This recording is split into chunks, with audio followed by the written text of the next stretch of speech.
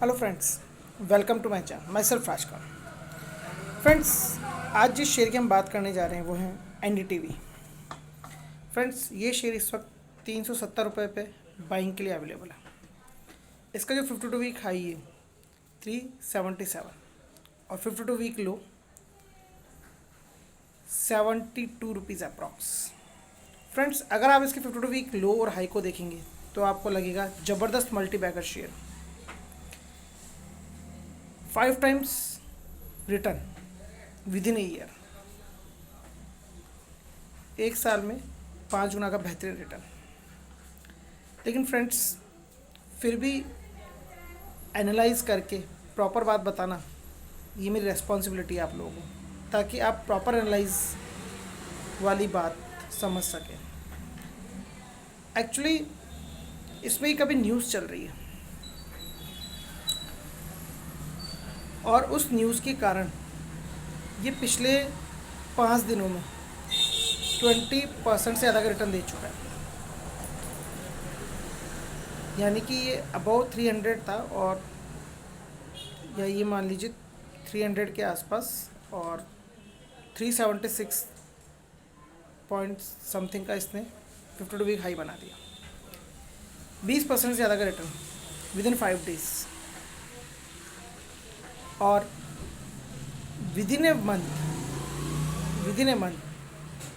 25-30 दिनों के अंदर अंदर ये 252 से 376 समथिंग पे आ गया, यानी 377 रुपये पर आ गया। अब फ्रेंड्स, ऐसे तो हम 72 को एनालाइज करते हैं 377 जो इसका 52 वीक हाई की, तो 5 गुना रिटर्न। और अगर ऐसे एनालाइज करते हैं तो 72 रुपीज़ से 280 290 तक, तो 4 टाइम्स रिटर्न, 7 4 28। अब फ्रेंड्स, ये इस तरह से पिछले 5 दिनों में क्यों बेहतर रिटर्न दे रहा है या पिछले 1 महीने में क्यों बेहतर रिटर्न दे रहा है?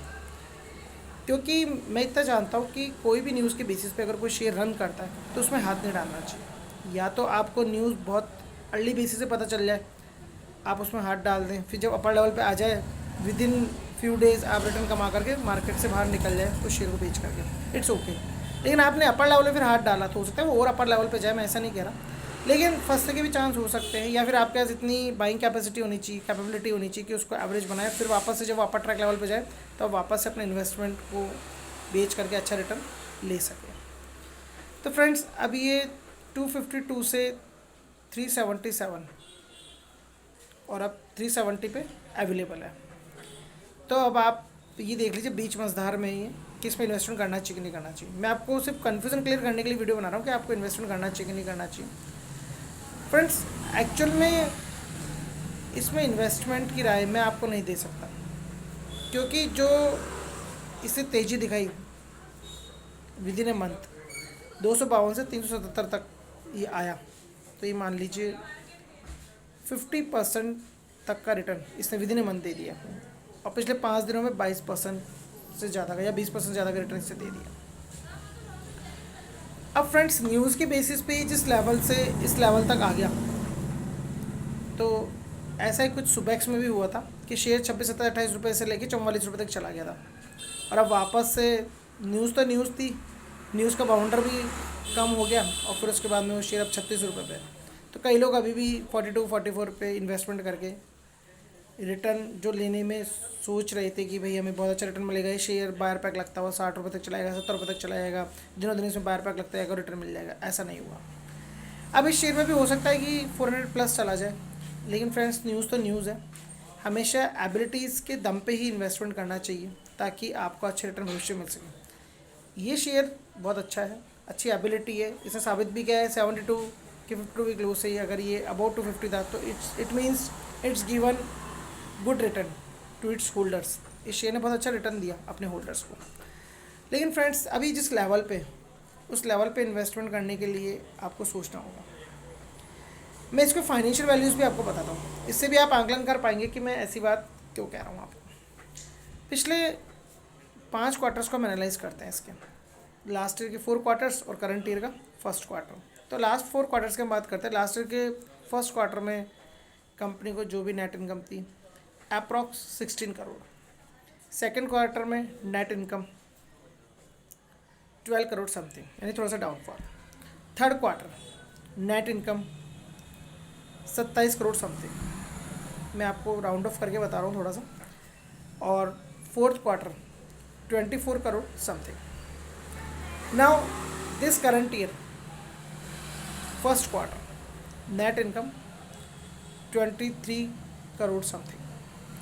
तो friends, step by step company में ग्रोथ है प्रॉफिट्स में। अगर हम first quarter, second quarter, third quarter को एनालाइज करते हैं और फिर उसके बाद में ये फोर्थ क्वार्टर और ये अभी करंट ईयर का फर्स्ट क्वार्टर, तो प्रोग्रेस है। लास्ट 9 मंथ्स में कंपनीज की जो प्रॉफिट्स उसमें प्रोग्रेस है, 27, फिर 24, 23। लेकिन फ्रेंड्स उसी हिसाब से शेयर में भी 72 से प्रोग्रेस 250 प्लस की थी।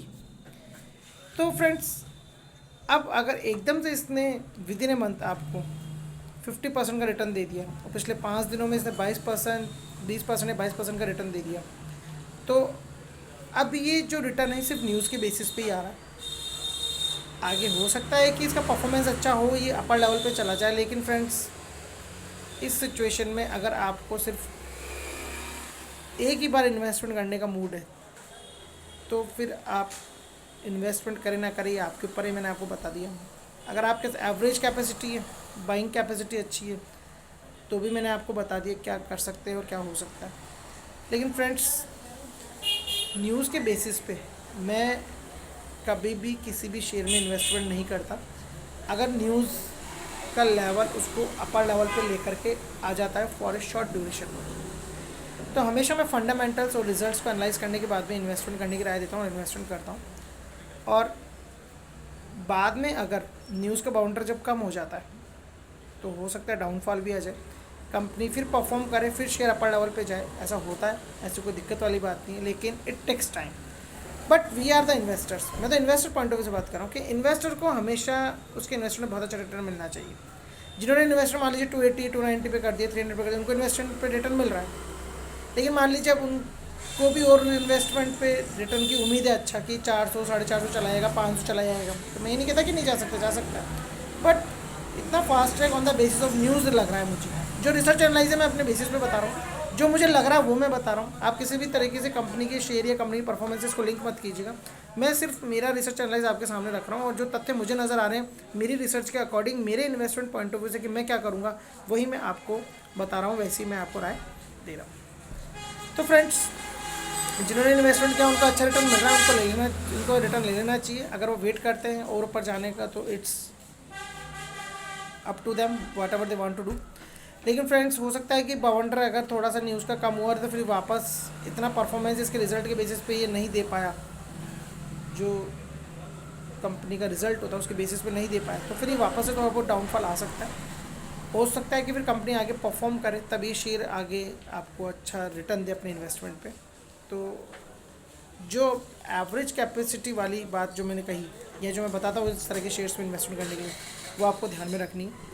और प्लीज़ आप मेरे चैनल से जुड़े रहें ताकि मैं आपको प्रॉपर एनालाइज करके प्रॉपर बात बता सकूँ। जो मैंने बात इसमें बता दी आपको फाइनेंशियल स्टेटमेंट को एनालाइज करके, और विद इन ए मंथ का एनालाइज करके मैंने आपको बताया, और विद इन 5 डेज़ का एनालाइज करके मैंने आपको बताया, ताकि आप अपग्रेड रहें मेरी कई भी बातों से और जान लें, परख लें कि मैं कब कहाँ किस शेयर घर में क्या बताता हूँ। तो फ्रेंड्स जुड़ रहे हैं मेरे चैनल से, सब्सक्राइब कर लें मेरे चैनल को, ताकि effort buying knowledge for education purpose in a script you just know through me. Thanks for watching. Have a nice time.